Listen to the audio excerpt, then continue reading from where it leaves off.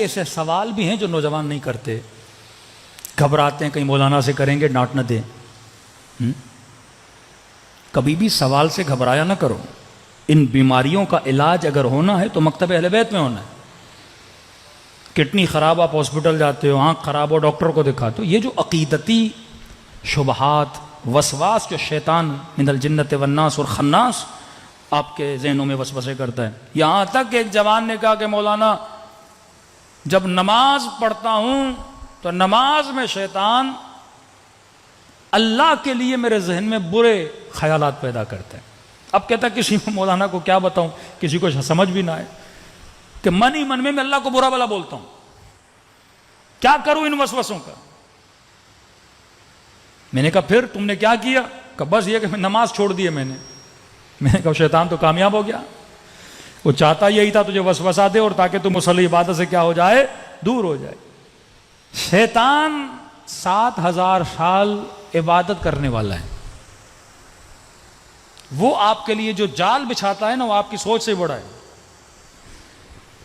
جب کوئی پلاننگ کرتے ہیں نا، کہتے ہیں ہم دشمن کو یہ کریں گے، پھر اس نے یہ کیا تو یہ کریں گے، پھر یہ کیا تو یہ کریں گے، وہ 10-20 اسٹیپس کی پلاننگ کرتے ہیں، سنگل اسٹیپ کی کوئی پلاننگ نہیں کرتا کہ اگر ہم نے یہاں سے راستہ روکا شاید وہاں سے آ جائیں۔ شیطان کی پلاننگ ایسے ہوتی ہے، اگر میں نے ایسے یہ بولا اس نے یہ نہیں کیا تو اس دروازے سے داخل ہو جاؤں گا، وہ دروازہ اس نے بند کیا فلاں دروازے سے داخل ہو جاؤں گا۔ شیطان آپ کو جو گیم کھیلتا ہے آپ کے ساتھ، وہ آپ کی زمین میں نہیں کھیلتا، پہلے آپ کو اپنی زمین میں لے آتا ہے، اور جب آپ شیطان کی زمین میں شیطان کے ساتھ کھیلو گے تو ان دی اینڈ جیت کس کی ہوگی؟ شیطان کی ہوگی۔ اور وسوسے کی مثال اس تسبیح کی طرح ہے، اسے بولتے ہیں حلقہ جو گول ہے۔ وہ کیا کرتے ہیں؟ آپ کے ذہن میں وسوسہ لاتا ہے، ایک وسوسہ دور کیا، دوسرا دور کیا، تیسرا دور کیا، چوتھا، اور اس رسی کو نیچے سے باندھ دیتے ہیں۔ آپ گھومتے رہو گے، وسوسہ کبھی ختم ہوگا ہی نہیں، حلقہ بنا دیتا ہے۔ اب اس حلقہ شیطان سے انسان کو وہ کیسے نکلے گا؟ ایک بچہ تھا کہنے لگا مولانا میری ماں نے ہمارا جینا حرام کر دیا۔ بھائی کیا کیا آپ کی امی نے؟ کہا اسکول سے آتے ہیں، کالج سے آتے ہیں، فوراً دروازے پہ کھڑا کر دیتی ہے، تیرا پاؤں نجس ہے، پتہ نہیں تیرا کیا نجس ہے، جلدی جاؤ۔ یہ نہیں کہ پاؤں دھو کے آؤ، نہا کر آؤ۔ کہ دن میں 4-5 مرتبہ نہانے کے لیے بھیجتی ہمیں، کیونکہ وسوسہ ہے۔ وضو کرتی ہے تو 10 مرتبہ ہاتھ کو دھوتی رہتی ہے۔ دین نے کہا 2 مرتبہ تو 2 مرتبہ، اب جتنے وسوسے آتے ہیں پھینک دو ان کو۔ 3 مرتبہ کپڑا دھونے سے پاک ہو جاتا ہے، اب چھوڑ دو، وسوسوں کو چھوڑ دو۔ سختی سے معصوم نے منع کیا ہے۔ مولا کا صحابی نماز پڑھ رہا تھا، ناک سے خون کا قطرہ گرا، زمین پہ گرا، اب اس کے ذہن میں شروع ہوا زمین پہ کیا ہوگا، زمین کے نیچے کیا ہوگا، نیچے سے پاؤں کو لگا ہوگا۔ امام نے کہا تجھے کس نے کہا تھا تو اتنا سوچے؟ ظاہر پہ اکتفا کر، وسوسوں میں جتنا چلتا جائے گا وہ اتنا تجھے اندر گھیرتا جائے گا۔ یہاں تک مومنہ نے کہا کہ مولانا میں ذہنی مریض ہو گئی ہوں، میرا بچہ گھر سے باہر جاتا ہے فوراً ذہن میں آتا ہے پتہ نہیں بچے کا ایکسیڈنٹ ہو گیا، موٹر بائک سے گر گیا، کسی نے مار نہ دیا ہو، کسی نے اغوا نہ کر دیا ہو، کہ جب تک وہ گھر نہ آئے میں 100 مرتبہ مرتی ہوں، 100 مرتبہ جیتی ہوں۔ سکون انسان کو تباہ کر دیتا ہے اگر عقل انسان پہ حاکم نہ ہو۔ ایک تو وہ مریض ملا کے لگا مولانا دروازہ کھولتا ہوں تو میرے ذہن میں آتا ہے میرا ہاتھ دروازے کے ساتھ چپک جائے گا، اور پھر سوچتا ہوں ہاتھ نہ لگاؤں، کیا کروں؟ اب ذہن کا کمال کیا ہے؟ ذہن جب کوئی چیز سوچتا ہے تو اس کے اینڈ تک جاتا ہے۔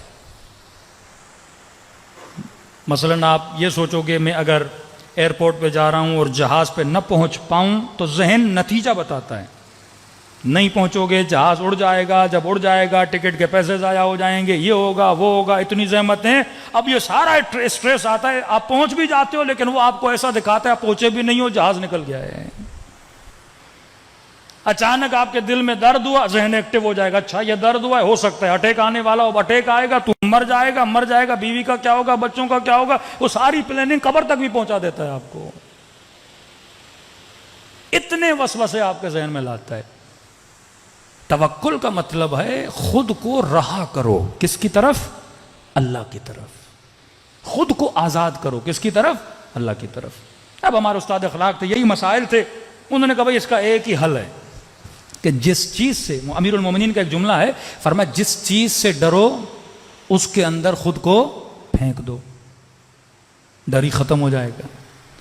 سوئمنگ پول میں مثلا بندہ جانے سے ڈر رہا ہے، ہاں پتہ بھی ہے پانی کمر تک ہے، کودوں گا مروں گا نہیں، لیکن وسوسہ وہم کہتا نہیں جاؤ گے تو مر جاؤ گے، مر جاؤ گے۔ اب مولا فرماتے کہتا ہے نا مر جاؤ گے تو جا کے دیکھو واقعا مرتے ہو کہ نہیں۔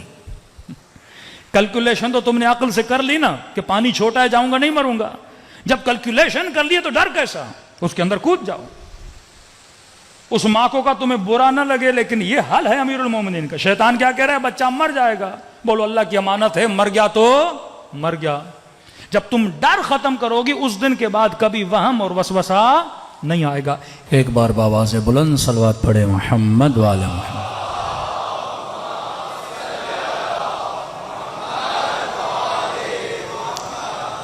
تو فرمایا جس چیز کا وسوسہ، جو خوف، جو ڈر تمہیں دلا رہا ہے، اس ڈر سے خود کو آزاد کر۔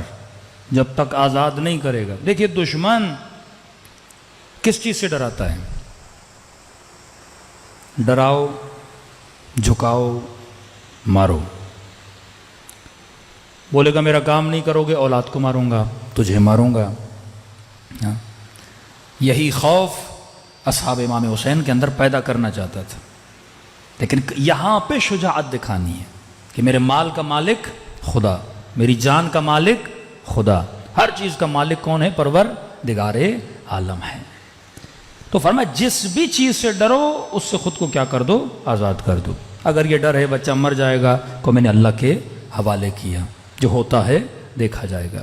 اگر یہ ڈر ہے مثلا یہ کام کروں کہیں اٹیک نہ آ جائے، ہاں وسوسہ ہوتا ہے، اب آنا نہیں بھی ہوگا، اسٹریس اتنا آئے گا وہ بالآخر تجھے کیا کر دے گا؟ موت کے قریب لے کر آئے گا۔